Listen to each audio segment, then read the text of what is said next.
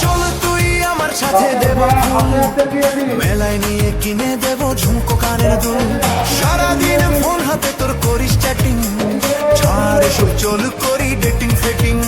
আর জওয়ানি তোর জওয়ানি ষোলো বয়সী পুরো দেশি